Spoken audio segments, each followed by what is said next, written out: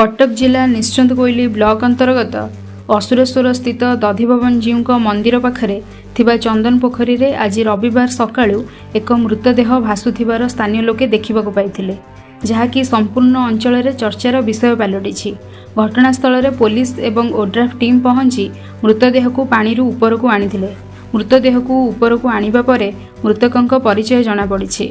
मृतक हेउछंती असुरेश्वर पूर्वांचल बासिंदा रघुनाथ पंडा, बयस 45, पिता त्रिलोचन पंडा पुत्र, जे कि असुरेश्वर स्थित रघुनाथ मंदिर रे प्रतिवर्ष दांड यात्रा रे प्रभु रामंक भूमिका रे अभिनय करंती बोली स्थानीय अंचल रे लोकमाने कहंती।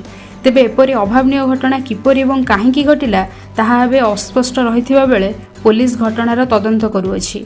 एपरि दुखद खबर पाई स्थानीय अंचल रे शोकाकुल परिवेश देखिबाकु मिलिछि।